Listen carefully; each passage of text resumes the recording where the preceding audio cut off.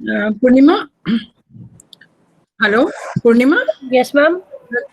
Can you please mute Bala Sundari ji? I think there is some noise from her side.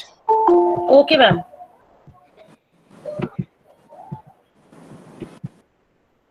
Can you hear me? Yeah. Yeah, now she's muted.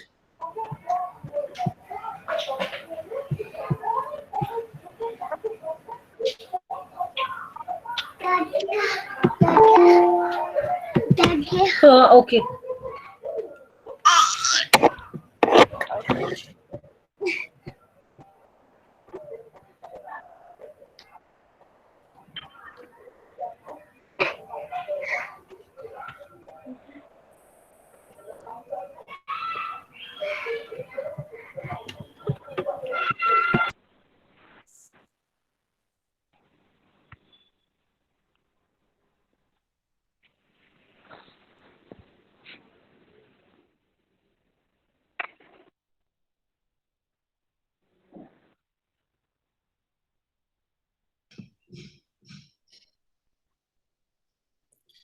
Shall we start, Pradhan ji?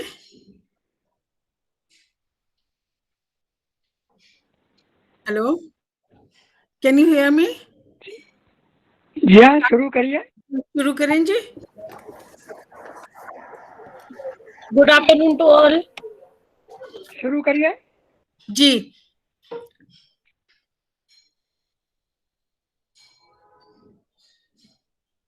जी. मेरी आवाज आ रही है? जी, आपकी आ रही है जी. दिखाई सुन रहे हैं? जी, आवाज भी आ रही है, दिखाई भी दे रहे हैं जी. जी, मैं आप सभी को नमस्कार करती हूँ. रिस्पेक्टेड अशोक प्रधान जी, डायरेक्टर. मेरी आवाज आ रही है? केंद्र. हाँ जी. Can you hear me? जी, आ रही है जी. पूर्णिमा अपना थोड़ा वो करो, म्यूट करो.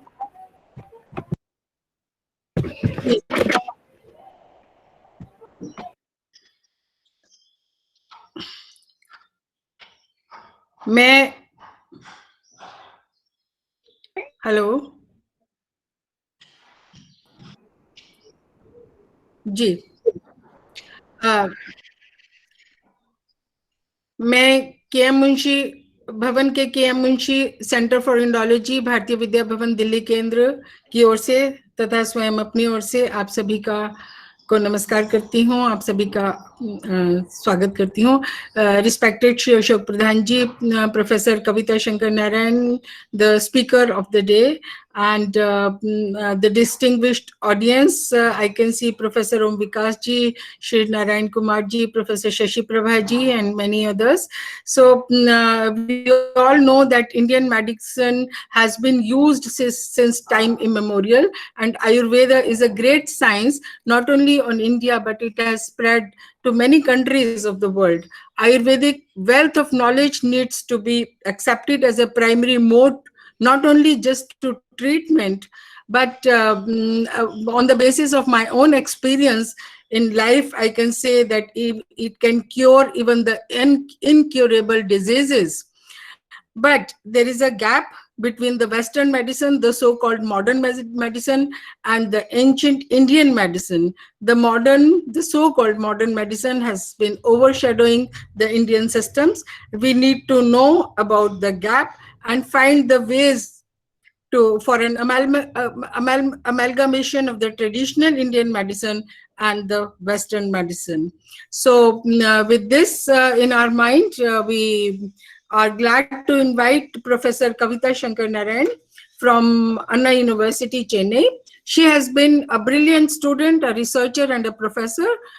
She is gold medalist both in BSc and MSc. She did her PhD from NCBC. She did her postdoctoral from IISc. She is trained in many labs across the globe, including UCLA, Max Planck, Hong Kong University, Chinese Academy of Sciences, and she has been currently heading the Ion Channel Biology Laboratory at Anna University. She is an expert in electrophysiology, stem cell biology, research in Indian systems of medicine, biotic and abiotic stress in agriculture. So to her credit, there are 50 publications published in international journals. She has guided a large number of students, 250 for getting master's degree and 8 for PhD. She is working for government-funded projects to the tune of 4 crores and other contract research for traditional medicine practitioners. And she has published 6 books also. So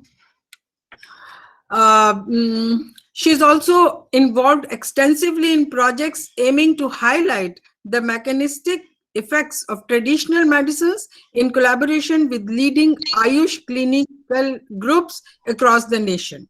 With the huge plethora of herbs and medicines which have been reported to cure deadly diseases and evidences dating back to the Ramayana, where the magical herb Sanjeevani has been described. So with this brief introduction, I wish to just say a few words about the aim.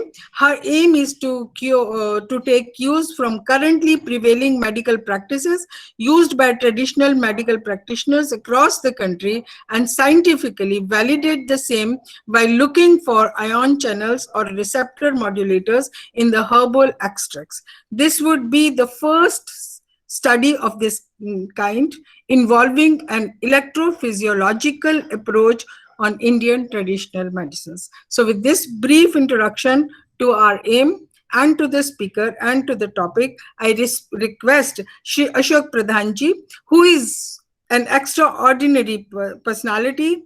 He is not just a director of Bharatiya Vidya Bhavan Delhi Kendra, but he is the one who keeps us inspiring and motivates us for doing research and studies on the faded Indian knowledge systems, serving the nature by preserving, promoting, and disseminating Sanskrit and Sanskriti. So I request Ashok Pradhanji to please give the welcome address. Ashok Pradhanji.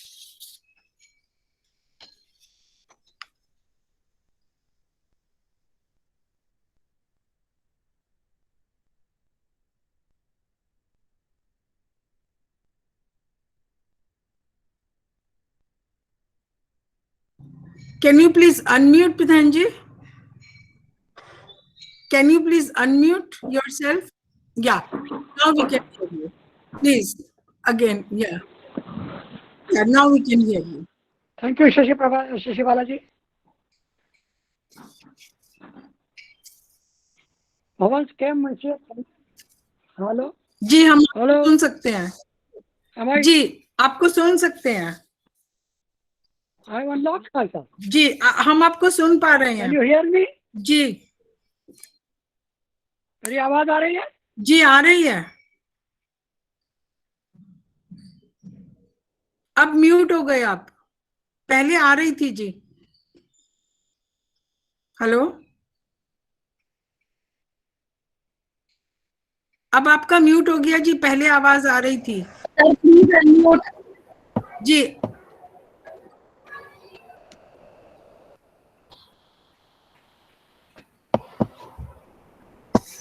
Sir आपका sir आप mute है.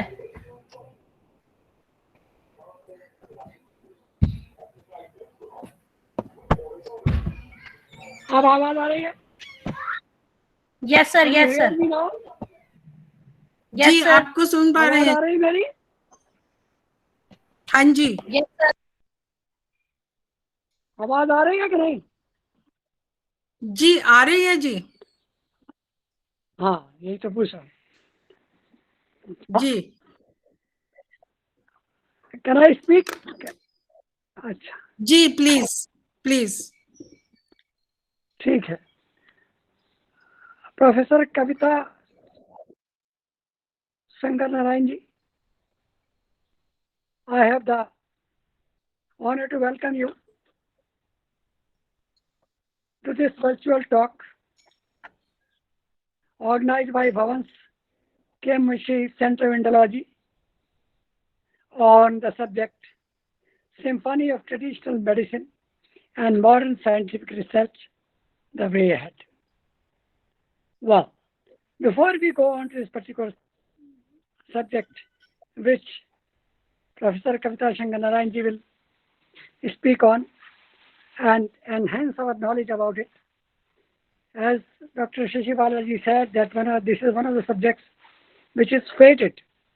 That means many parts of India's cultural heritage have been set aside or offloaded by the Western systems, basically the education and even the medical system.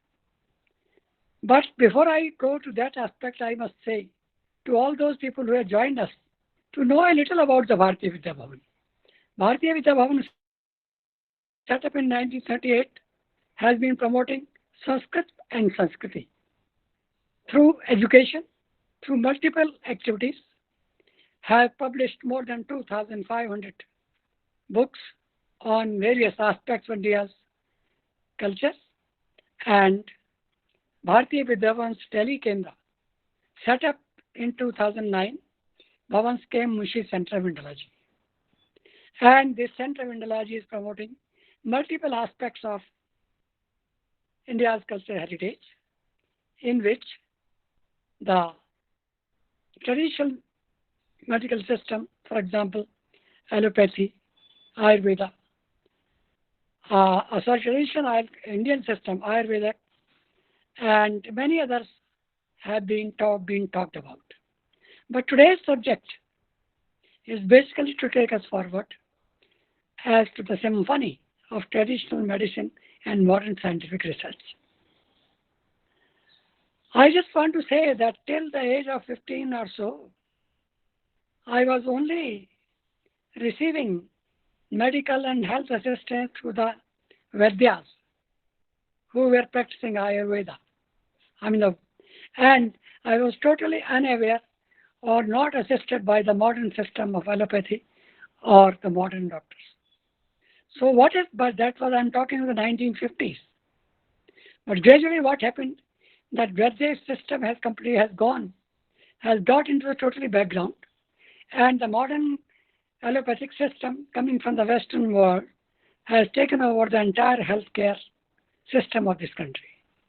I'm not sort of making any allegations or saying that is something wrong, but the fact remains that as a part of India's cultural heritage history and its contribution to human health and happiness, our traditional systems are extremely important.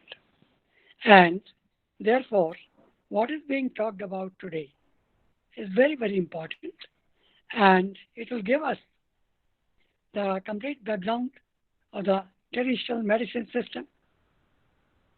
I hope traditional medicine system, she's taking a Professor Kavita Shankar Rai is taking, whether they only the Indian ones, or she will also take Chinese medicine, she will take herbal medicine, she will take homeopathy. I do not know. That will now come into the picture. But anyway, whatever it is, the traditional medical system, whether Indian or abroad or many other countries abroad, is something which is very, very important today. Bharatiya Vidya Bhavan's objective has been to integrate India's cultural heritage with modern education, modern scientific development, which includes also the medical system. And therefore, these two aspects of India's traditional medicine system and a modern scientific research system to make the human welfare realized in full from whatever means as applicable or as suitable is extremely important. And therefore, whatever Professor Kavita Shankar Rai is going to talk to us today is extremely valuable for us and all those who are associated with any type of medical system. I hope this will help us to understand not only the historical aspect, but the practical aspect also, and how the research in this symphony can help us out. With these words, I once again welcome Professor Kavita Shankar Rai ji and thank our Dean Center of Indology for organizing this virtual talk on symphony of traditional medicine and modern scientific research. Thank you. Thank you very much, Pradhanji. Now I request Professor Kavita Shankar Narayan to give her talk, please. Thank you. Professor Kavita Shankar. Thank you, sir, for the lovely introduction and also a preview about what exactly the scope of the next 1 hour is. Thank you, ma'am. With your permission, I'll just turn the video off, so in order to save the net, and I will start sharing the screen.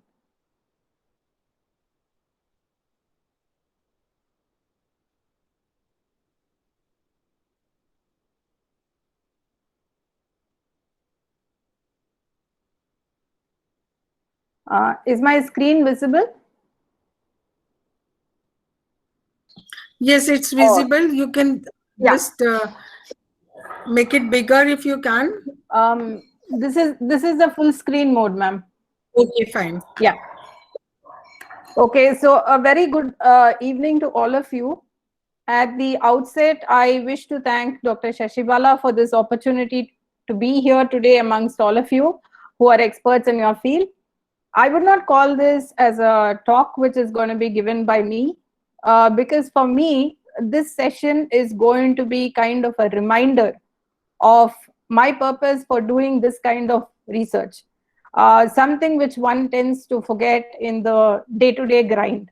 So my gratitude to you, ma'am, for organizing this. I also wish to express my thanks to Balasundari ma'am, who had introduced me to Dr. Shashibala and told me of the wonderful work being done by her in Indology. These are two people I understand who are stalwarts in the field, and actually, to be frank, I'm looking forward to learning a lot from them, and I hope to attend their sessions in the future. So without much ado, let's begin today's session. So as the title reads, the scope of today's session is a symphony of traditional medicine and modern scientific research, the road ahead. So if you notice that the word traditional is highlighted, because I wanted to share with you a small anecdote which happened regarding this particular word. So I interact with a lot of Ayurveda doctors, Siddha doctors, as part of my work. And I was talking to a very good friend and collaborator of mine who is a Vaidya. And he happened to mention or express his anguish at the term alternative medicine being used for such native practices of medicine. So he was kind of saying that this is not an alternative or backup kind of therapy that needs to be used. But at one point of time, as Pradhanji was saying, till his age of 15, it was primarily mainly Ayurveda or some other form of medicine which is traditional, which was available to people. So this is not alternative. So after hearing that, I became very conscious of this, and I think I stopped using the word alternative medicine, and I'm proudly stick to what I would refer to as traditional medicine.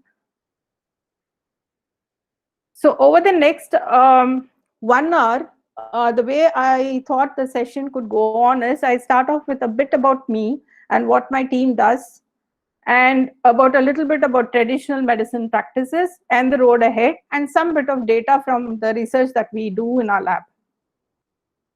So this is a little bit about me. I'm not going to tell about anything, but why I put this slide is to tell you that I am trained not in Ayurveda or any of the traditional branches of medicine, but mostly in modern scientific research in disease biology primarily.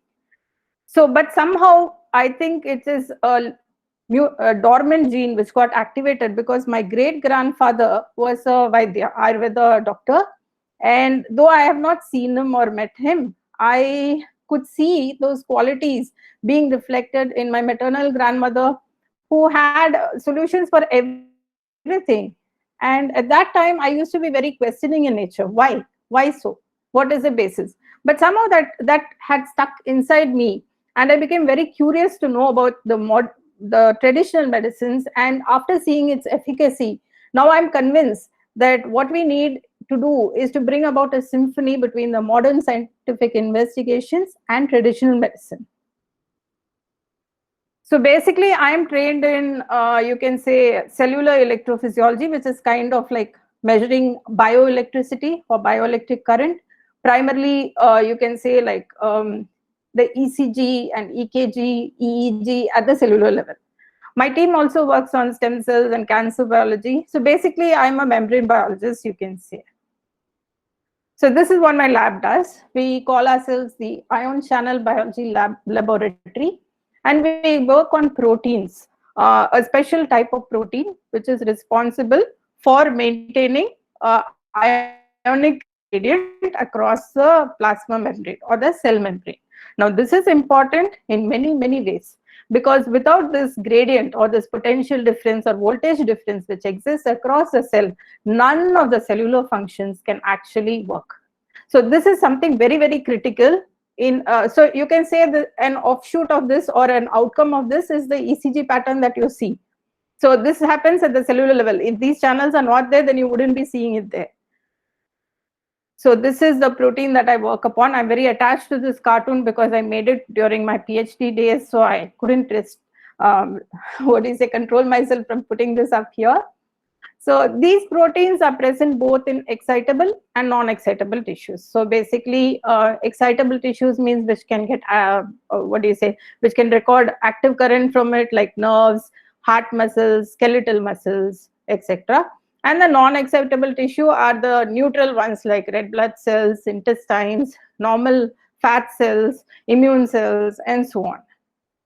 So as I told you, these proteins, which are called ion channels, are involved in so many different functions in the human body. Cell proliferation, that is cell division, and how they differentiate. So when a mother cell, the embryo is it's a zygote, which is one cell which develops into so many different types of cells in the body. So it is driven by ion channels again. Motility of the sperm, which means in reproductive function, the skeletal muscle function, pulmonary or the lung function, in insulin secretion, cardiac function, in hearing, vision, olfaction, all the senses, in development, and also most importantly in the function of the brain. So it doesn't come as a surprise when if these channels don't function well the way they should, you can see a variety of diseases ranging from hypertension, infertility, diabetes, epilepsy, autoimmune disorders, arrhythmia, heart illness, diarrhea, long QT syndrome, then tinnitus, which is that ringing sound which comes in the ear, or loss of balance. All these are caused if any of these channels do not function normally. So what does our lab do? We try to use these proteins as drug targets. And these are very good targets because you can get specific drugs which can act against this and thereby develop new therapies for that. In addition, we try to understand the pathophysiology of these channelopathies, which is mutations in these channels. We look at the genes and the mutations which cause these proteins not to work properly. So we try to understand all that using advanced molecular biology tools. Now, the interesting part is we have developed models and tools for assays. Okay, experiments which are based on these particular type of proteins, which involves looking for cardiotoxicity, whether a particular drug, it could be traditional, it could be modern pharma molecules. Are they going to have any toxicity on the heart tissue, on the nerves? Will they have any, pain relief property or something like that, in which case it could be used as an anesthetic. And any sort of drug which is made in the pharma, it could be for cancer, it could be for headache, it could be for stomach pain, it could be for any cardiac disorder. It has to go through one very critical cardiac screening, which is called the long QT screening, LQT screening. So we do such type of assays mainly for industries and things like that in our lab. Other than that, what is relevant to this particular session is that we also look at ion channel modulators. What are the small molecules which can modulate or affect the function of these ion channels? And these small molecules, we look at it from natural sources.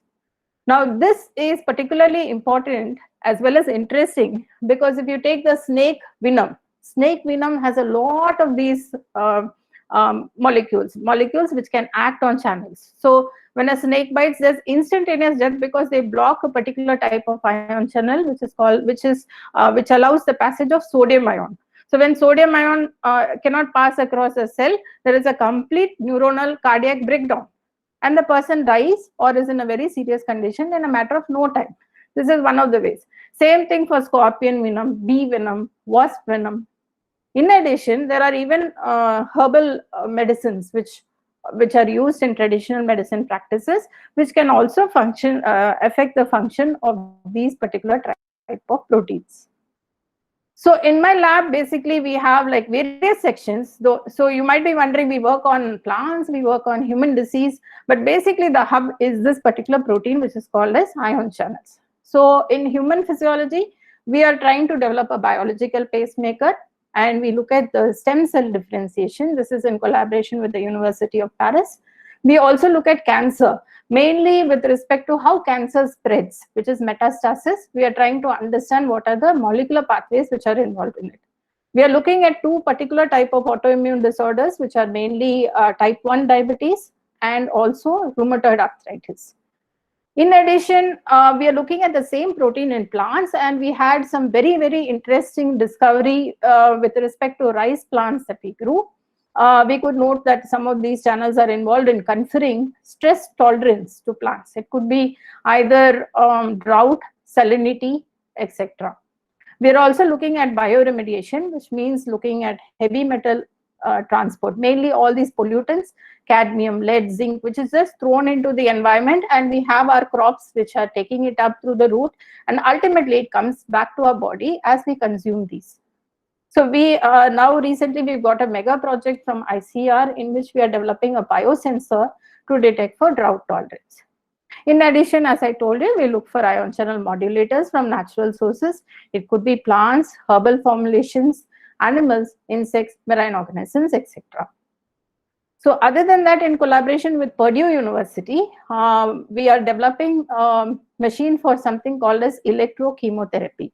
So I'll touch a little bit into that later because it's not really relevant to the session that we are having. In addition, we are also looking at a specific type of ion channels in insects, mainly mosquitoes, where we are looking at the biophysical aspects of this particular type of protein. This is in collaboration with the University of Toronto. So as I told you, these are the list of projects. I'll skip this slide. So basically we can, my lab can, we can classify the work that we do under 3 heads. One is academic research activities, contract research activities, and training activities. So academic research is where our passion lies. So mainly we work to try to understand science. And here we are also using we offer modern scientific validation. I am not sure whether I should use the term validation, but I'll touch upon that point a bit later during the session. And contract research activities, as I told you, is mainly for industries who are coming up. Industries could be both traditional medicine formulation developers as well as the pharma industry, where they want to look at particular type of molecules that they have, and to they seek our help in trying to screen it for them. So this is a kind of in vitro preclinical screening that happens. So here again, we do a lot of for traditional medicine, some data of which I will be sharing with you. In addition, being a university, of course, we have a lot of training activities in stem cell biology. Electrophysiology, we are one of the few labs, less than 5 and in the country. And we have a very advanced system in that. Molecular biology and cell biology as well. So with that, I'm going to move on to the what is going to be actually relevant to the rest of the session. And to begin with, what better quotation than this particular statement from Sushruta, where he talks about what is good health. One whose doshas are in balance, whose appetite is good, whose dhatus are functioning normally, whose malas are in balance, and whose physiology, mind and senses are always full of bliss is called a healthy person. So health is not just disease. Health is something more holistic. And to understand this, we need to look at traditional medicine practices. So if you look at natural products, it's not new for us. We've seen natural products saving lives from the age of Ramayana, when the Sanjeevani herb brought back Lakshmana to life, to Harry Potter, where we see the mandrake plant. The juice of the mandrake plant could restore the people who were petrified by a particular type of monster. So natural products, as Pradhan sir was telling, it's not just limited to India and Ayurveda alone. We've had a lot of such traditional medicine practices involving natural products. This could be botanicals, products from animals or using animals, minerals, etc. So you see a lot of such practices in Africa, Latin America, the Middle East, Asia, and of course India, China, and Japan are some of the leading countries who have practiced these system of medicine. Even within India, you have Ayurveda. So Ayush department stands for that. So mainly I'm going to touch upon Ayurveda because that is something I am familiar with. But it need not be said that other systems of medicine have equivalent, traditional medicine have equivalent potent molecules which can be taken up. So here again, I like this slide which I picked up from the internet, though I don't remember where I picked it up from. So this kind of summarizes the difference between conventional medicine practices and traditional medicine practices. So the mind, body, and spirit, which is considered as a separate entity in conventional or modern medicine, is considered as one in alternative, or I'm sorry, the traditional medicine practices. The human being, which is considered a machine, is considered a microcosm or universe in traditional medicine.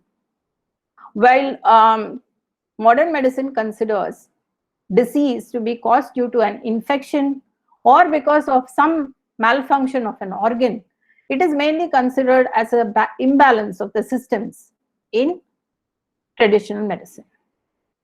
So the role of the medicine is to fight the infection or combat the disease by suppressing the symptoms in the case of modern medicine. Whereas it aims to restore harmony, which makes the symptoms disappear. So it may take a little bit more time as compared to fast therapy, which is offered by modern medicine. So the treatment focuses on matters or the parts of the organs which is considered where the problem is supposed to be originated, whereas the treatment is mostly to promote self-healing or a holistic type of treatment in traditional medicine.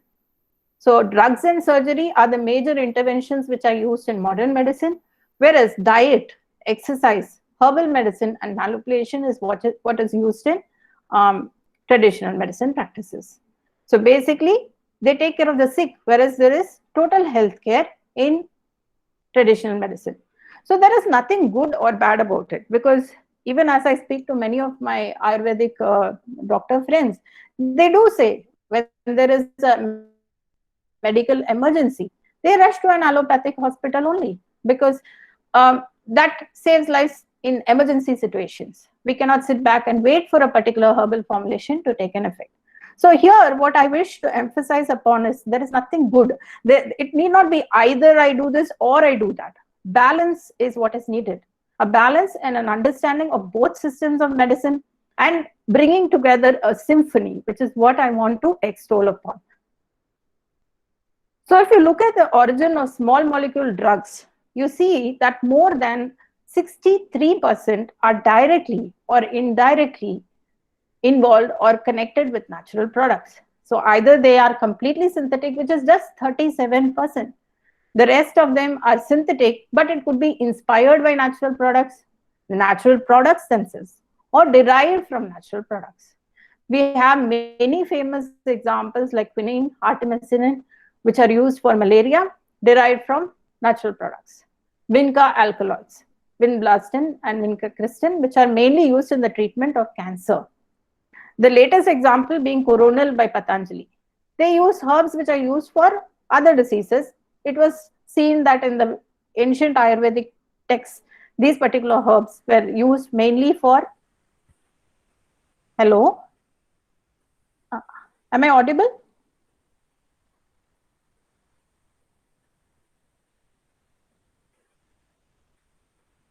Am I audible?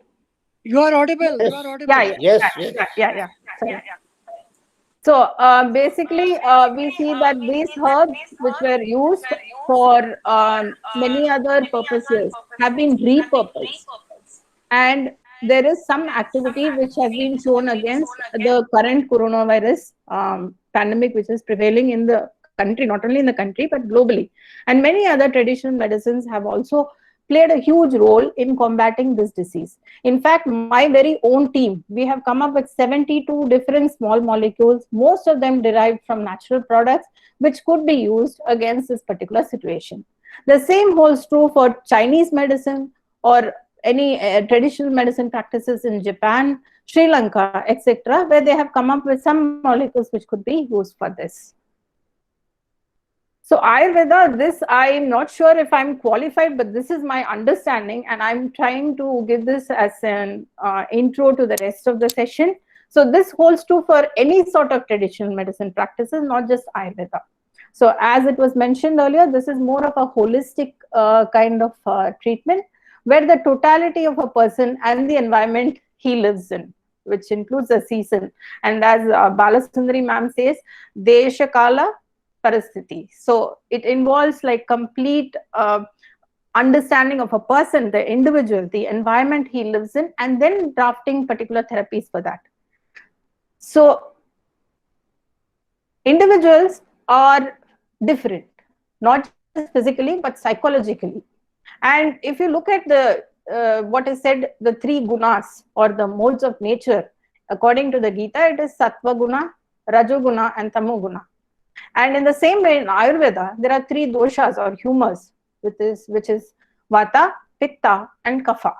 So based on the dominance of these three humors or doshas, 7 different prakritis are present, based on which dosha is going to be dominant in an individual. The ideal situation is when all three are balanced, but I guess that is kind of very rare. So here, the advices that are made is the food consumed can aggravate or pacify the dominant dosha. So Ayurvedic practitioners try to advise people, the patients, to avoid food that aggravates the already aggravated or dominant dosha in a particular individual. So here, the take-home message is, this is highly personalized medicine. What is suitable, like suppose I go with headache to a person along with a friend of mine, the medicine which is going to be given by an allopath could be the same. You take a Combiflam, or you take paracetamol or diclofenac. But when I go to an Ayurveda doctor or any traditional medicine doctor, what medicine I may get may be different from what my companion is going to get. So this is going to be highly personalized medicine, which is what makes it very effective in nature. So this has great potential in health and wellness. There is a high demand for its services, and it can contribute to most of the health challenges which is being faced, the new diseases which are coming up, etc. And now people are slowly awakening themselves to the holistic nature of such sort of treatment, and it's becoming more and more acceptable. Then why this resistance? Even now we see a lot of people squashing down any sort of like such traditional knowledge. And I thought of a few reasons which could be behind this. One is ignorance. What I don't know is wrong. I don't understand it, so it is wrong. I would say that initially I used to feel the same when I was a child. So when somebody tells me this is not the way to do it, my mind questions, give me an answer. And they didn't have an answer, so I don't believe it. And if I don't believe it, if I'm not forced, I don't follow it either. So as I was ruminating over this, I kind of felt this could be because of the mindset. Long back, there was the Gurukul mindset, where you had a guru, the teacher, who was revered so much that they just followed it. They had so much faith that they did not question anything. The guru said, that's it. So we accept. If the guru tells, don't do this, that's it, no questions. And slowly this was getting passed on down the generation.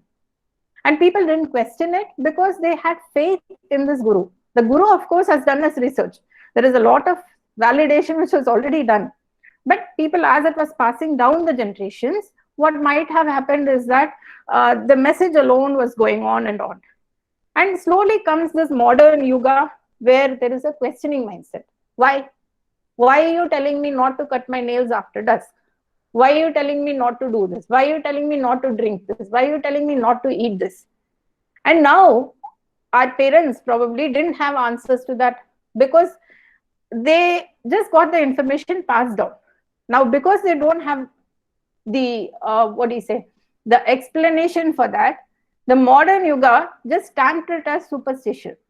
It is just superstition. So I'm not going to believe this. Andhvishwas. So then such knowledge just got trashed by this one word. Nobody was receptive enough for it. Instead of going and trying to research into it and find answers, I don't know, I'm not getting an answer, so it is rejected. So this could be one of the reasons. It's totally my viewpoint. I could be wrong, but I kind of felt it could be one of the reasons. The next is acceptance, merely based on belief. In my family, they do it. Ayurveda is Indian, so I have to follow it. But that is not a wholehearted acceptance because it's got some emotional value on it. So here, when you talk about science, emotions are needed, beliefs are needed, but then you should understand. Understanding is also equally important. The third reason could be conditional acceptance, subject to proofs being made available. I have a suspicion whether this is working or not. If you show me the proof, then I'll consider it. And nobody works hard to get the proof. So that way this gets lost down. The next is business motive. This is the most dangerous of it according to me. Business motive based on partial knowledge by quacks. Like for example, we have Tulsi. Tulsi is a good antiviral. Okay, like I need not tell any of you, but basically in the morning you go to mandir or you do puja at home, you get a small Tulsi leaf, you just munch it and go. Then comes somebody unravels his text saying that Tulsi is very good for antivirals. Then comes the Tulsi Kashaya, Tulsi concentrated Tulsi tablet. Never in the scriptures, I believe, Tulsi should be taken in such concentrated form. So some business motive minded person just started that probably. This is concentrate of haldi, concentrate of Tulsi, concentrate of ginger. Have it, it's good for you. So what happens is, this excess of Tulsi, there have been some reports which say it causes infertility. So now Tulsi is good, no doubt it's an antiviral, but then you need to know how to have it also, which is kind of not, extolled upon by these businessmen. So where does traditional medicine stand? So according to the ex-World Health Organization DG, Dr. Chan, she says that we need to modernize this rich resource and cultural heritage and put it in its proper place in today's world. So how do we do that? Traditional medicine research. It is an application of modern, all the omics, genomics, proteomics, metabolomics, etc., and modern techniques in an attempt to standardize traditional treatments through identification and isolation of bioactive compounds and analysis of the levels of activities in various herbal remedies. I don't really agree with this because I'll tell you all the pitfalls which can happen if you take up this approach. So the WHO, in fact, set up a committee, an exclusive committee for the Pacific region, where many of these drugs were being sold in the market as nutritional supplements or herbal medicines. So I'll not read through fully, but what I highlighted is, I'll just extol on that. Most herbal medicines still need to be studied scientifically, although the experience obtained from their traditional use over the years should not be ignored.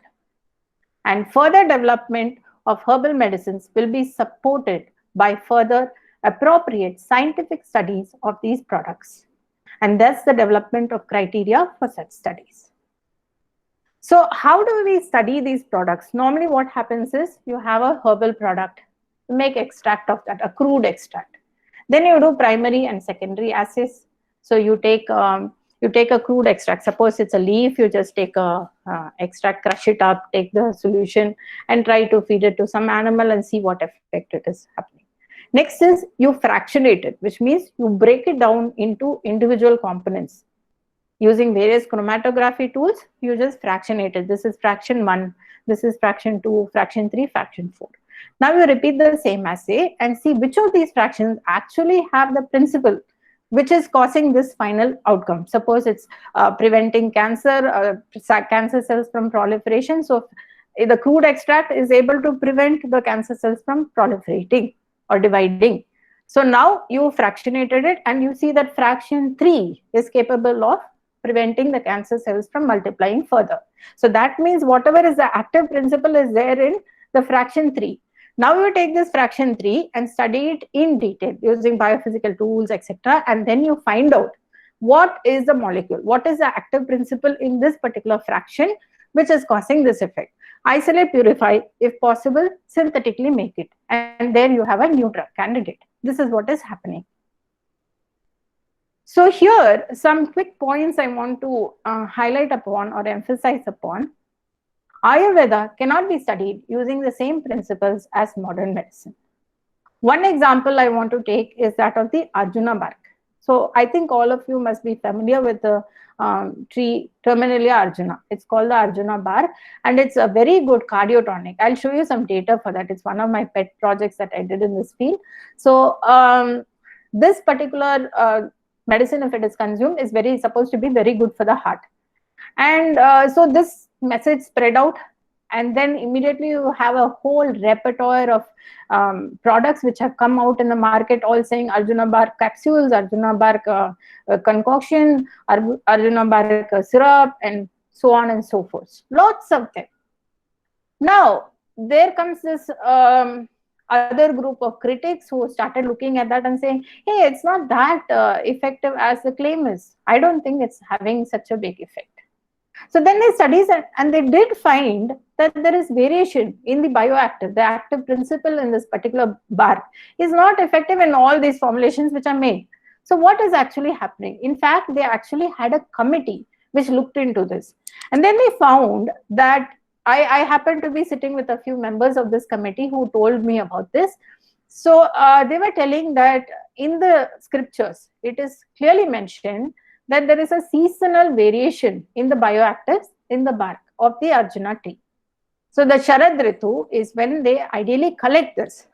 Now this information is happily ignored by these business-minded people. Arjuna bark is good for the heart. Just go collect it left, right, and center. So they missed out this part of it, which was causing a large variation in the efficacy of the product. Now the mistake is not the scriptures, the mistake is not that of the modern science tools. The middlemen goofed up. So another thing is contaminants due to incorrect formulation. That is also again what do you say, a bane of such sort of businesses, booming businesses which are happening. One more point is, this is a thing I have heard so much in my childhood as well as now. It's a statement in Malayalam, which is my mother tongue. It says, Adhigam ayal amritum visham. And I just got the Sanskrit version of it, which means Ati sarvatra varjayet, which means too much of anything, even if it is divine nectar, is poison. Too much of anything is bad, whatever it may be. The same holds true for tulsi, the example I told you about infertility. Curcumin, which is haldi. Of late, this COVID time, there has been a lot of rumors or advices going around saying that consume haldi, it's good for immunity. So now most of us, we know how to keep the limit. Now there have been cases which many of my allopath collaborators have told me, where a person turns up in the hospital completely yellow. All the liver tests seem to be okay. What is happening? They're doing CT scan, this, that, they couldn't find out. Till they figured out that the person was overdoing on the haldi part. And this had caused this problem. Another such concoction is the Nilavembu Kudineer, which is widely used for dengue, treatment of dengue, and even for COVID these days. This is made from the Indian Shirata or the neem, the forest neem. It is not the regular neem leaf that you see here. So this has the potency to cause gastric trouble in people. So if you go to a traditional Siddha practitioner, he will say that have it for a period of 1 week. Now, after this COVID scare, people are like, it's good for it's a good antiviral, have it, stomach disorders, gastritis, etc. So if you follow it, it has to be followed properly. Now, half knowledge is not right. Another thing is the concoctions which are made have to be brewed and consumed in a particular manner. The shortcuts may not be as effective. Now, I agree, some things may be bitter, but now what happens is people go for a drying process which they may not check out properly. Like suppose you take this Nilavembu, which is neem. Obviously, it is not going to be good to have it. And how many have the control over the taste buds to not mind the taste and have it? So then you have these pills coming up, this and that. But we don't know. It is not tested out whether these are effective as compared to the normal one or not. And then there are some of these powders which they give. They say that you should consume it with the dahi, you should consume it with honey. So people don't do that, and then they say it is not working. Now, another point is additional ingredients. This is a very good aspect of traditional medicine, where it is not just one principle. In modern medicine, we see something called the active principle, which could be just one molecule causing all the healing which is happening upon consumption of that medicine. But in the case of Ayurveda or any other traditional medicine practices, most of the time you have additional ingredients which give synergy. Synergy means it is going to add on to the efficacy of the product, or it nullifies the side effect. Now, if you take this example of Nilavembu Kudineer, which is a Siddha formulation, actually the neem is just one component. There are 8 other herbs. So totally there are 9 herbs in toto, which is going to reduce the effect of this particular neem on the gastric epithelium. So if it is taken properly, the way it is advised by the Siddha practitioners, then it is going to be good. But even then, as I told you, too much of anything is bad. Now, again, this example is something which I told you earlier, pain. So modern medical practices, they just give analgesic, which is to suppress the pain receptors in the neuron. Whereas in traditional medicine, they will give you a big questionnaire, understand the cause of the pain, and then a suitable therapy may be provided, which may not be immediately effective. You have a back pain, you pop in a Combiflam or some other drug which your doctor says, and it's gone immediately. But if you look at traditional medicine, they'll give you some oil which has to be massaged, and you have to sit with it for 1 hour till the oil seeps through. And then the problem is identified and then fixed. So this is a complete different kind of treatment. So this I found in a paper, which I kind of felt is a good comparison between traditional and modern medicine. So I'll go through it point by point. One is knowledge protection. There is open access in traditional medicine, whereas it is closed, patent protected. Everybody is very guarded about the compositions they have in terms of modern pharma industry. Formulations in case of traditional medicine, you will never find concoctions already made, especially the personalized ones. So after consultation with the patient, the doctor is going to write something, and the person who's going to formulate it will do it on the spot and then give it to you. Whereas in case of modern medicine, it is predetermined. I am prescribing nifedipine, I am prescribing valproic acid, whatever it is, you just go to all the trials are done, and formulas cannot be changed. Okay, you need 10 mg of this along with that one. Whatever is available, you need to have. Regulations in case of traditional medicine is this is one of the caveats. Right now it is getting better, but the regulation is generally loose in the case of traditional medicine, whereas it is very, very tight in the case of modern medicine. Testing, there is no formal testing when it comes to traditional medicine, because the testing has already been done. They have years and years of clinical data already, mainly observed ones. Okay, but in the case of modern medicine, rigorous clinical trials happen to test for safety, efficacy before the drug comes into the market. It's a big drug discovery pipeline that happens. The dosage is unfixed. The amount of medicine given might be similar, but the case I was talking about, Arjuna bark, you take 5 grams of Arjuna bark, the active principle may be a little bit less or more with little error bars, okay, as compared based on where it was collected, how it was processed, etc. But in the case of modern medicine, it will be very, very accurate, and the medicine is given in fixed doses, mainly based on the weight of the individual or based on the intensity of the disease as well. Now comes consultation. This is the part I like, because traditional medicine is holistic in nature. When you look at consultation, it is lengthy. The patient is asked a wide range of questions, which includes what is their favorite food, to understand what kind of dosha they have. Whereas if you take in modern medicine, right now you have a lot of these tools where you just sit on the computer, the doctor logs in 15 seconds before the session, and then you quickly ask, what is the problem? Okay, here, your prescription comes to you by email. So consultations tend to be more brief, and it's very, very focused. What is the problem? Tell me your problem, here is the medicine.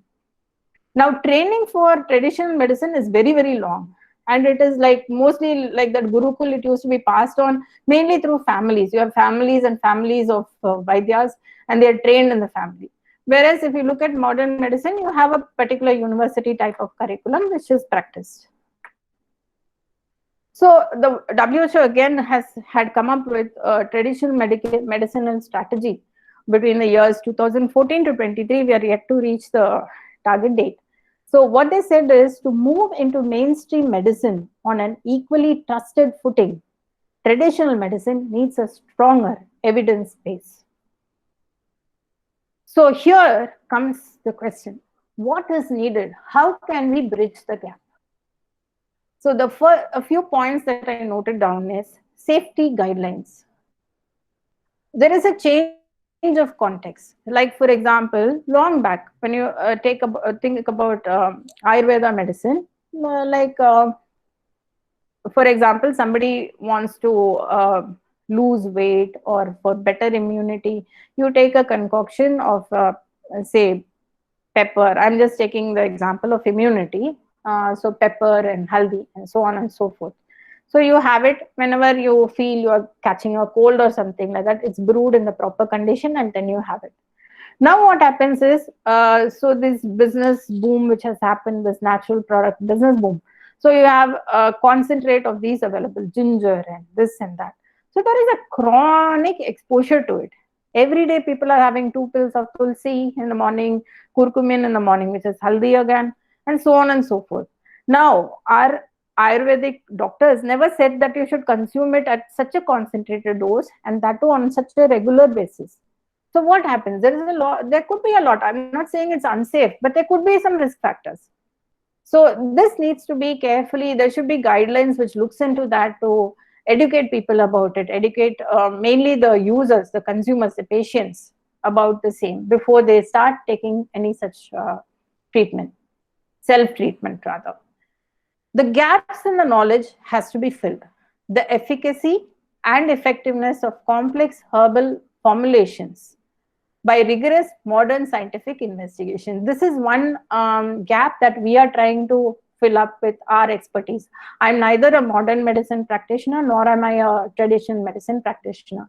But we believe that we have tools which could help in understanding the efficacy, effectiveness of complex herbal formulation, minimizing the toxicity, etc.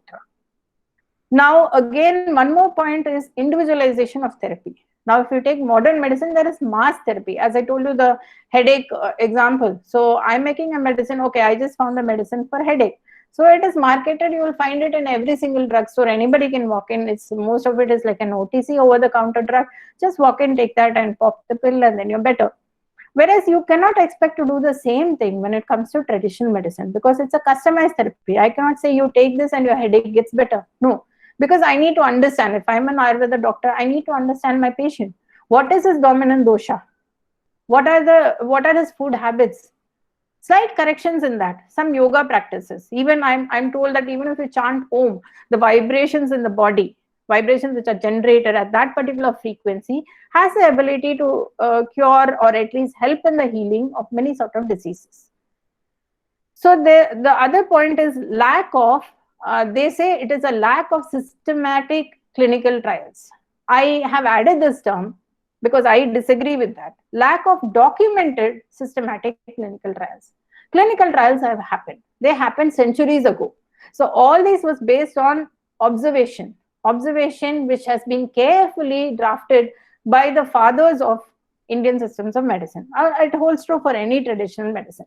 So the clinical trials have already been done. Only thing is, it was not documented systematically. So this is another drawback which needs to be filled up, which is what many people are attempting now. the reproducibility of the effect. Again, as I told you about the Arjuna bark, the seasonal variation causes a difference in the effect. Now, how do we achieve a condition where I can expect the same type of efficacy in every concoction of Arjuna bark that I'm making? How can we do it? By understanding the scriptures better, by understanding the science better. Like as I told you, the safety of ingredients, the source and collection time should be followed as in the text. Quality control is very important. So if you look at drug development, the in vitro principle is first you choose the disease, then you choose the drug target, then identify an assay or the experiment which can help you in validating this. Find the lead compound, isolate and purify that. Once it is done, you do a structural and functional determination of the active principle, and then the medical formulation is made. And then it enters into the final pipeline of drug discovery. So choosing the right bioassay system is very critical. High throughput systems are available now. So in vitro tests are cheaper and they are used mainly, which is what we try to do for people. So you can shortlist your compounds instead of spending billions of dollars in trying to look at all of the molecules or formulations that you made. You can shortlist using in vitro tests, which are a lot cheaper and faster also. So here the ones that are ticked are the ones that we do very routinely in our lab. Anesthetic painkillers, which we test on neurons, neuronal agents on neurons using cellular EEG, etc. Cardiotronic, which is pertaining to the heart, on heart cells or the cardiomyocytes. Regeneration, any toxicity assay, which we look at stem cells. Cosmetic skin-based screens, immunomodulators, immunoassays, etc. Now, this is a comparison between what happens when you have a chemical drug and a natural medicine.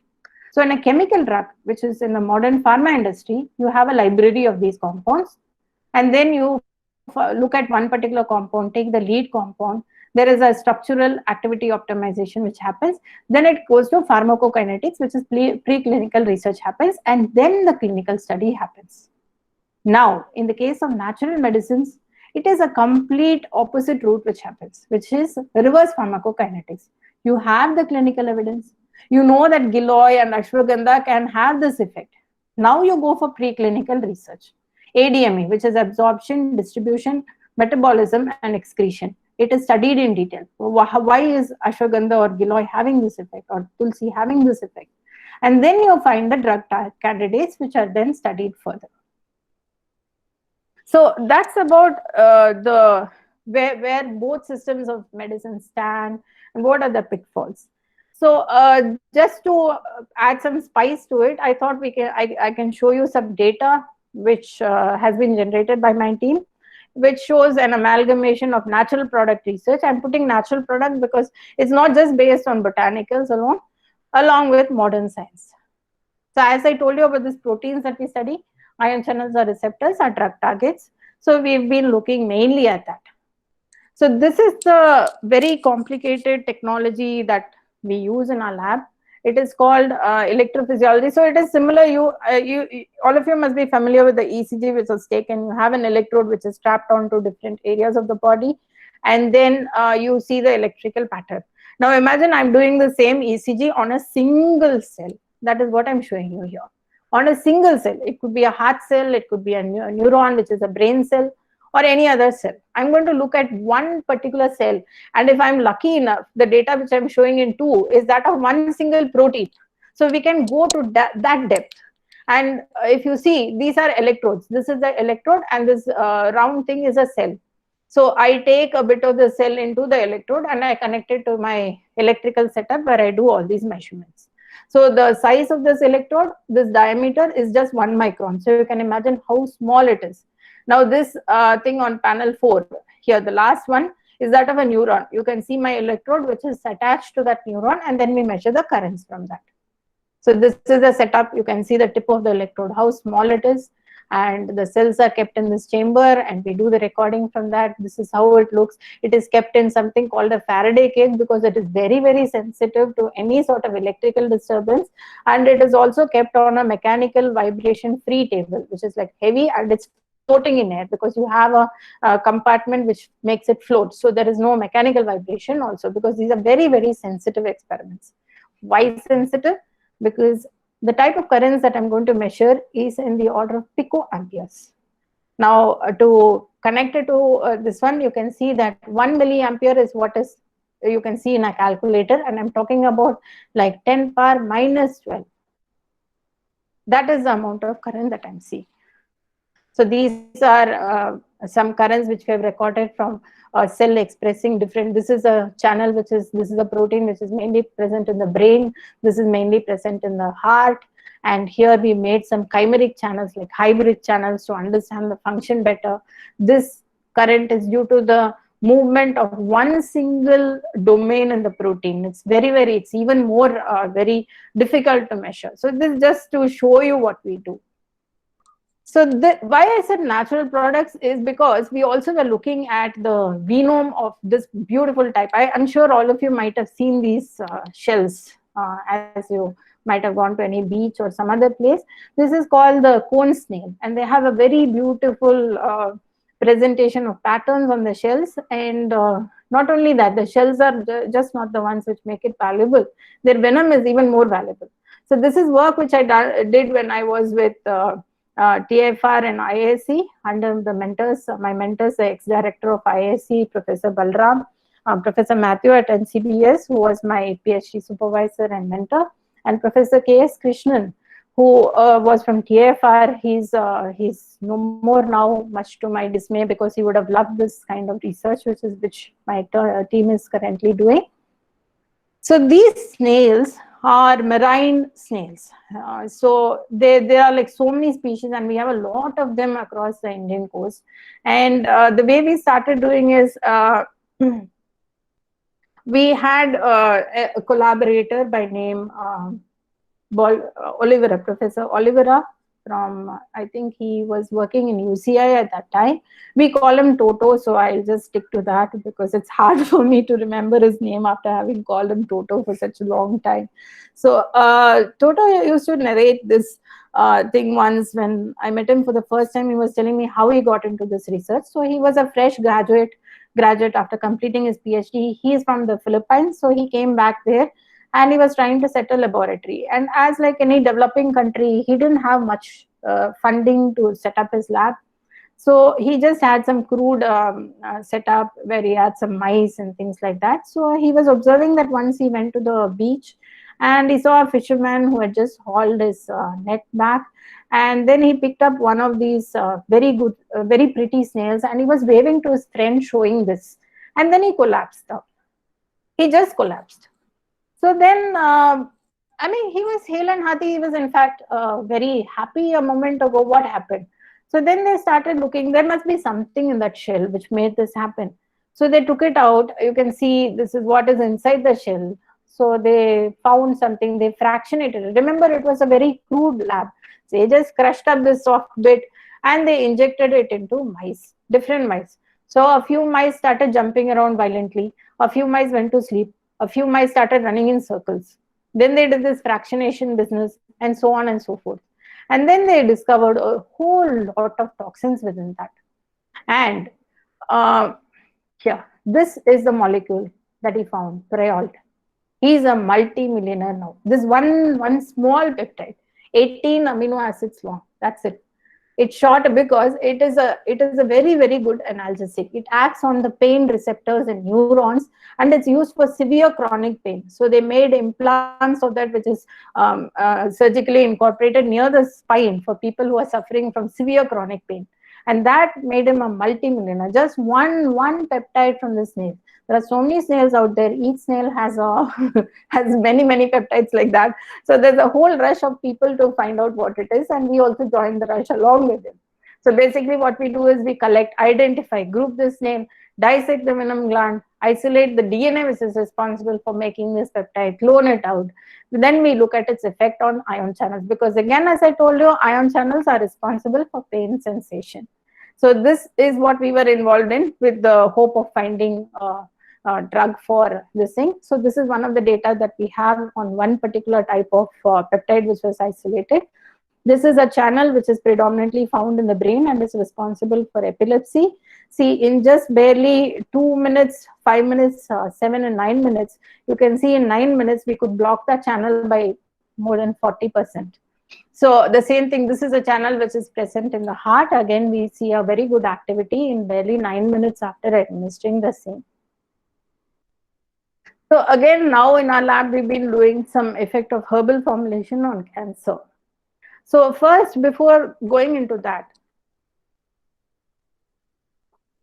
we need to understand whether these components, these herbal formulations, show some type of toxicity. Are they normally toxic to cells? Then we cannot use them. So this is Terminalia arjuna. This you must be familiar. This is Amla and Sorelia corlifolia. So we looked at that on normal lung cells, normal lung fibroblasts, and your viability, the percentage viability, which means the higher it is, the better it is. So you see that even at concentrations up to, we use very little because we are looking at single cells. You can see that at 0.06 micrograms, there is almost 100% viability in all of this, which shows that it is not toxic to cells by itself. Now we took lung cancer cells and added the same component at the same concentration again. Now we see that while Amla and Sorelia did not have much of an effect, Sorelia did have, but Amla there was not much of an effect, direct effect. We see that the Arjuna extract had the ability to bring down the viability or the survival capacity of the cells by almost 60%. You see here, it didn't kill the normal cell, but it could kill the cancer cell. So this is one study which we have did. We have not published it. And the same thing we were looking at corlifolia on a type of channel which is present in the immune system, the white blood cells. So here we were looking at it. We didn't find much of an effect. But when we added this Bakuchi extract, we found that it was able to block this as it was not acting on another type of channel which is involved in pain sensation. It didn't act on that. You can see that there is no activity on that, but it could block 1.3, which is there in the which is mainly involved in immune system. This is what we were doing on the electrochemotherapy that I told you. So basically, when you look at chemotherapy, there is a lot of side effects as well as cost effects, which is mainly because none of these drugs can permeate or cross into the cell through the cell membrane. They are mostly they cannot penetrate the membrane by themselves. So you give them 100 molecules, 10 will go inside the cell and kill the cell. So these 90 molecules which are left loose outside is the one which is causing these side effects. So this, along with the team from BSAU University and Purdue University, we had developed a machine for that. So what we did is we gave brief electrical pulses, which was completely, it's a nano pulsar. So you give brief electrical pulses along with the chemo drug. And then we found that we could bring down the concentration of the chemotherapy drug significantly. So now this is a well adopted practice of medicine, mainly in Europe and all that. So we thought, why don't we look at it on cancer? Because many people keep saying that cancer, on curcumin, which is haldi again.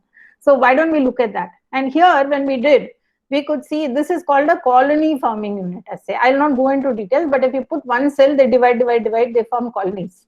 It's like cloning. You put one cell, they immediately, that means the cell is able to divide, which is what is the problem in cancer. So when we look at the control, you see that there are so many colonies which are being formed. When you give the drug alone, which is curcumin, so much.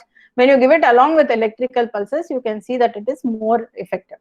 This is an indication of the cell viability, which again tells that the cells are being killed when you give the curcumin alone or curcumin in combination with the electrical pulses.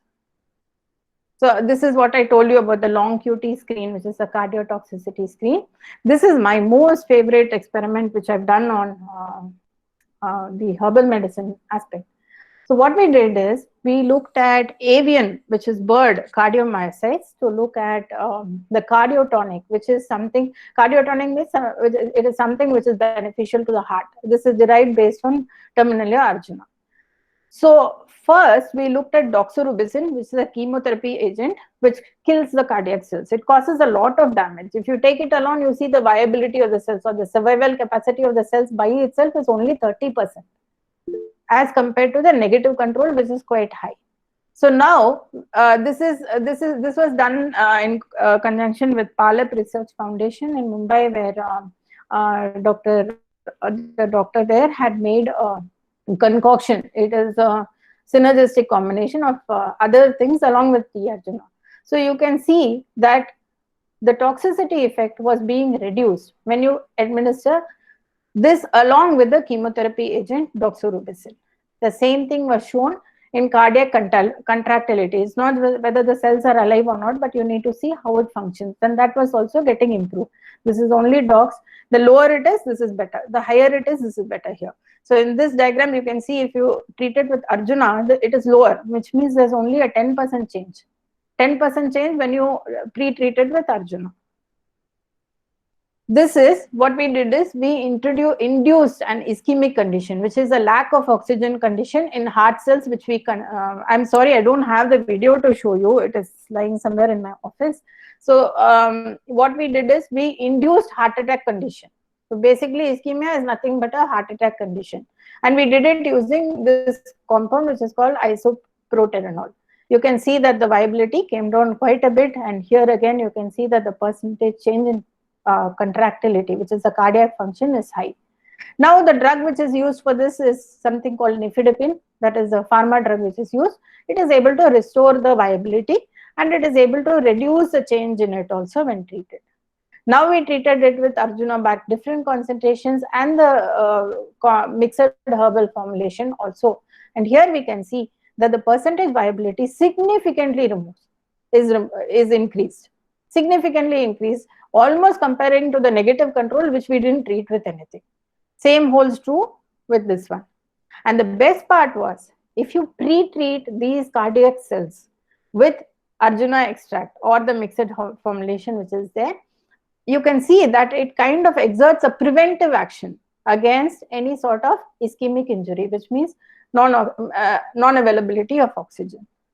The same thing we did for arrhythmia also. Arrhythmia is a difference in the beating pattern of the heart. So we induce arrhythmia giving a compound called as wobane. And when we give wobane, we find that the percentage viability is so less. And the pharma drug used for it is quinidine. You can see that it is restored. This is the negative control. And here you can see when you treat it with Arjuna extract or the mixed formulation, you find that there is a significant restoration. This I've seen it live with my very own eyes, and I can vouch for it. The same thing we do for anesthetics, analgesics, etc., where we look at specific type of cells, different regions of the heart. This is another experiment which was done on Sida cordifolia. So here you can see that when you treat it with diazepam, which is mainly used for anxiety drug, you see that there is a propagation failure in the heart signals when you treat it with diazepam and people consume it. But you can see that there is a little bit of recovery when you treat it with this particular plant. Here again, you can see the same thing, which we are using different. One is the amplitude. Here you are looking at the field potential duration. I'll not go into details of that, but you can see this is the control before the treatment, when you treat it with the anxiety drug, and then when you treat it with cordifolia, you can see that there is a recovery from the same thing. This is recordings from the chick embryonic brain which we have. This is the control, induced, and the curative condition. And this is again where we try to look for epilepsy and Parkinson's, where we used B. monnieri and Puriens, which is used as herbal medicine to treat epilepsy and Parkinson's. This we compared with sodium valproate and domperidone, which is used in modern medicine. So having said all that, shown you the data, we need to bridge the gap. There is a definite need for new drugs because there are new diseases which are coming. We are right in the middle of such a pandemic right now. And also due to inappropriate usage of the antibiotics and other drugs, there are a lot of drug resistance which has come up, including like tuberculosis, antibiotics, all sorts of bacterial infections, etc. So there is a need for new drugs. Where will you get this from? When you start looking at traditional medicine, then you can get clues. So what I feel is modern and traditional medicine needs to go hand in hand. As I told you before, it need not be either this or that. We need to have a symphony. And this is where scientists like us who are interested want to bridge the gap. We can help you understand it better. We'll show you whatever is the gap. You need scientific validation, we can do it for you. So that's all what is needed. So now the government is also very pro traditional medicine. We have a separate department for Ayush, Ayurveda, Unani, Siddha and homeopathy, which is doing a brilliant job in understanding and preserving, as is the goal of Bharatiya Vidya Bhavan, preserving the Sanskrit and Sanskriti. So they are trying their bit to look at it from the medical perspective, the clinical perspective as well. We have miles to go before we rest. And before I conclude, I just wanted to read out 3 quotations from Sri Aurobindo and the mother's teachings, where they talk about integral health. Integral health is a state of being in which the individual's body, the physical, emotions, and life energies, which is the vital, and the thoughts, the mental, are in harmony with her inmost self, the soul. Absence of such harmony manifests as disease or illness. Integral yoga. It is a form of yoga that seeks to manifest the spirit in life and matter by effectuating a transformation in all parts of our nature. Synthesis of yoga methods, yogic methods. Yogic methods have something of the same relation to the customary psychological workings of man as has the scientific handling of the force of electricity or of steam to their normal operations in nature. And they, too, like the operations of science, are formed upon a knowledge developed and confirmed by regular experiment, practical analysis, and constant result. We need to keep on learning. So my objective mainly is we need to come from here where you have modern medicine and traditional medicine at loggerheads fighting each other, getting into defensive strategies. I am better, you are wrong, where we have a very amicable situation where there's a blending or amalgamation of the two for better healthcare, for a more holistic way of life, for the health of everybody in this world.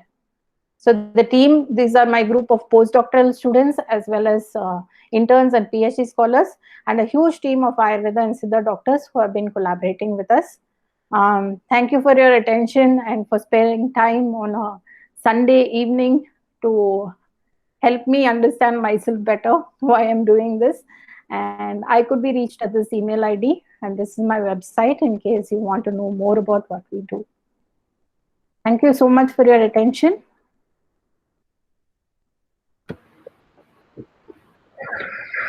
Thank you very much, Professor Kavita Shankaranarayan.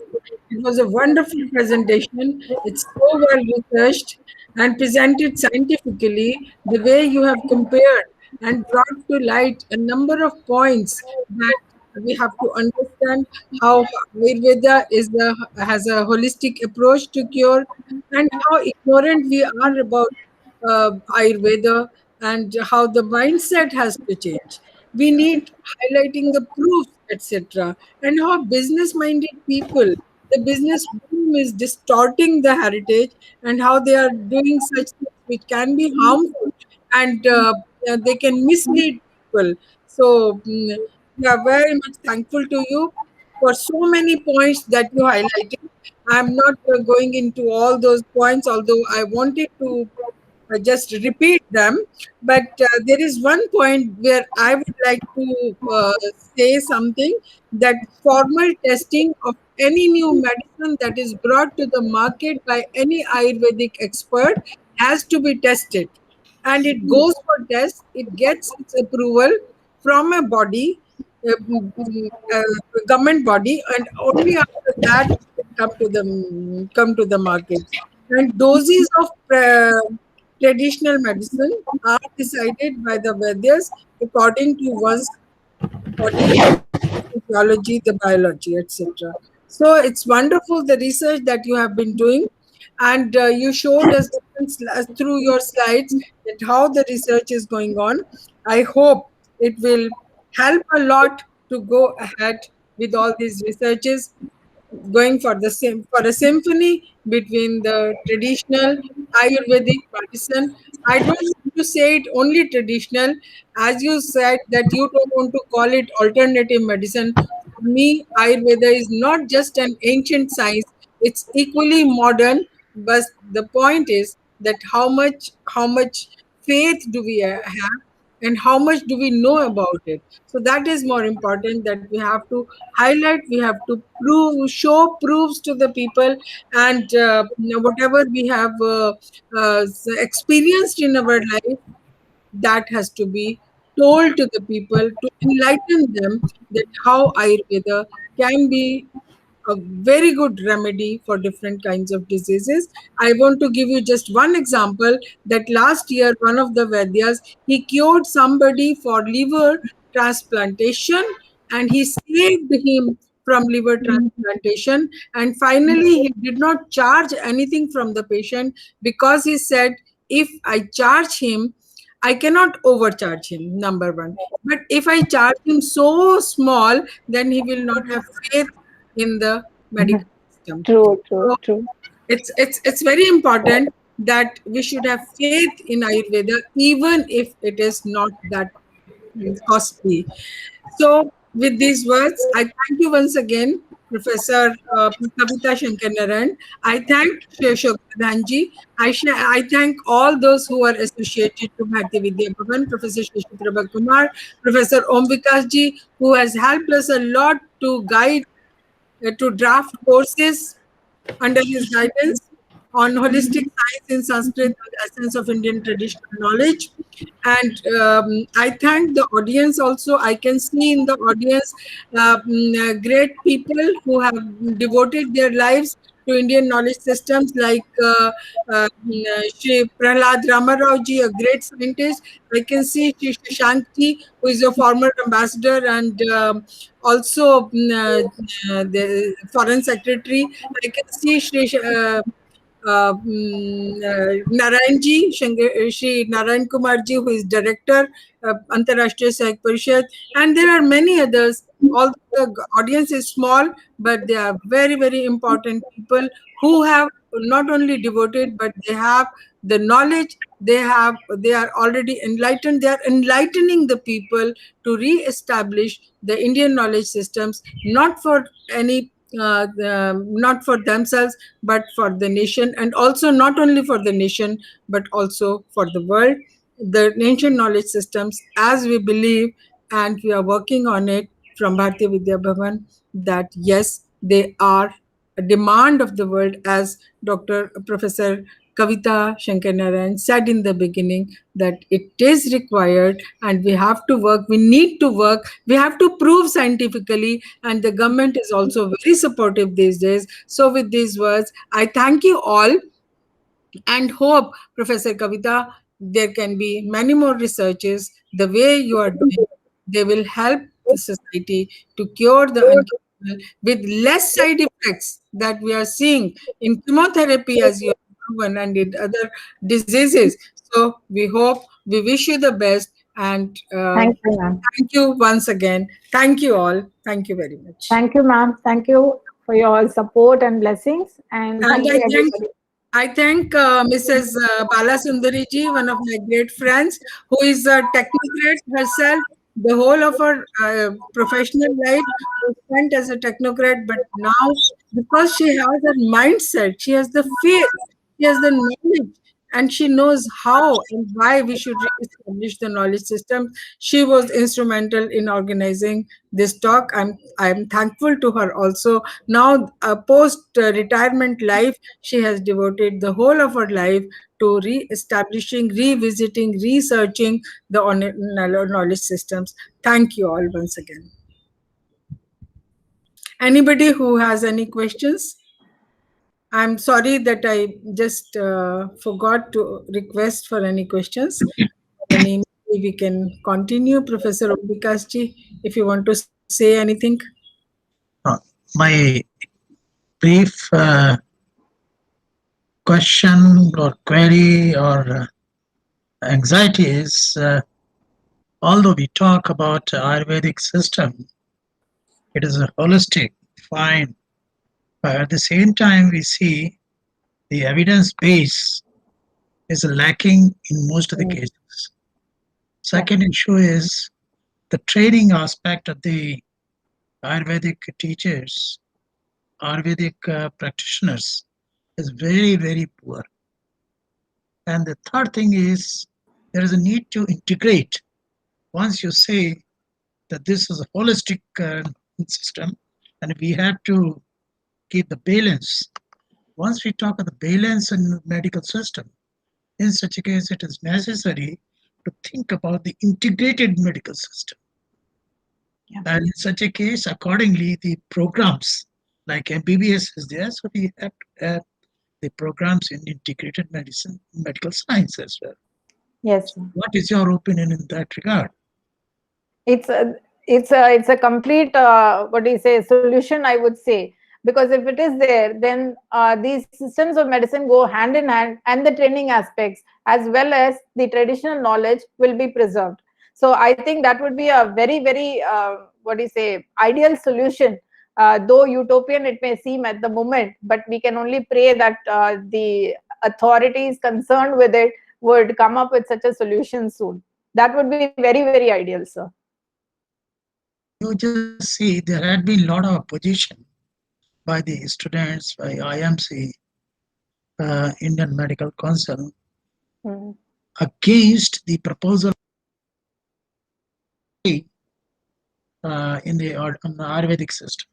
So the whole issue is there is a lot of contradiction today in the society.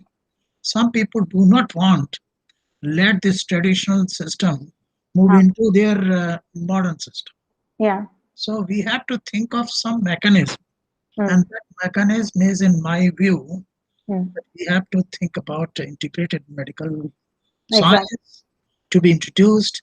Once we are talking of aims and so on, let there be aims to give the degree. Just as in engineering, you have multiplicity of degrees, electrical, computer science, and so on and so forth. Similarly, in the aims, you should talk about having integrated medical science as well. Exactly. And once there is a sort of a discipline of this nature, I'm sure things are going to be normalized and move in a better way. Yes, sir. Actually, I was also thinking, like, if you take a class 12 student who has scored very well, you give them an option. Right now, it goes like this. Unfortunately, it's very sad to say this. People go for MBBS. MBBS nahi mila, so then I'll consider about BAMS or BHMS or something like that. There should come a time when the value is so recognized, or the training is so, I mean, in class with every other kind of training in the world, that the student, if she's interested, she or he is interested, should opt for BAMS. I may get an MBBS seat, but I want to pursue this branch of study, not as a fallback or secondary option. That would be something we should all, and that can come with awareness. As you said, if the training is more, what do you say, streamlined and updated, and also if there is validity and proof of concept which is already there, just being disseminated, then I think this would soon become a reality. No, there is a difference the way you are thinking about. You are thinking still the two streams separate, either BAMS or this. What I'm saying, talk about only one system. And based on the specialization. In the final year of maybe rather 4 years program or maybe 5 years, even 5.5 years program, specialization could be anything. Whether it is in the modern medicine, whether it is in the Ayurvedic system and so on, so forth, whatever it is. But they should be exposed to all the disciplines at one time. They should also understand the comparison between different principles of medical system. Say, for example, what are the equivalents? These are nothing but the sensors, sensing the cause of the disease. So similarly, we have to see, is there something equivalent there? Can we think of some sort of instruments to really measure this? In homeopathy, for example, through the questionnaire, they are able to find out whether it is a Kap Prakriti or Kap Prakriti or Vat Prakriti and so on and so forth. Similarly, we have to devise those things right in this integrated medical science. And how much one uses it depends on the individual's competence, interest, and so on. But as a whole, your lecture has been very exciting, especially the comparison. And serious thought has to be in this direction, especially with regard to the manpower development Yes. in this new area of integrated medical science. Thank you, sir. Thank you. Thank you very much, Professor Amvikas ji. As it happens always, you always give us not only advice but guide us to move. बड़ी हिम्मत करके जी, जी, देर हो गई। anybody else? Geeta ji. Narayan Kumar ji नाराज ना हो जाए कि भाई क्या होगा। I can see Dr. Geeta Badikialaya. आपको देख के बहुत अच्छा लग रहा है। जी, Narayan ji, would you like to say anything? नहीं, थैंक यू। जी, इन्होंने हाथ निकाला था। जी, मेरा जवाब मिल गया है। आप जी, मैं जो कहना चाहता था जी। आपने बता दिया है। जी. Geeta ji, would you like to say anything? She is working on heritage preservation, promotion and dissemination.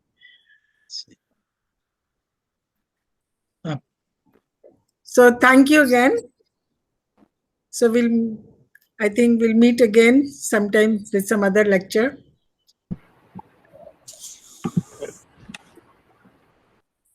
Okay. Thank you. Thank you. Thank you. Thank you, ma'am. Thank you, everybody.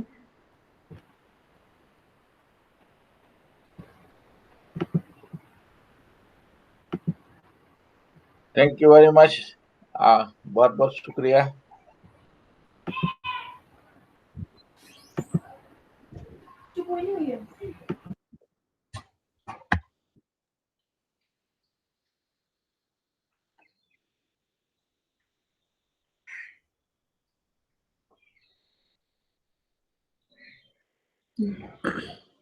Okay. Okay, Purnima. Now you can close.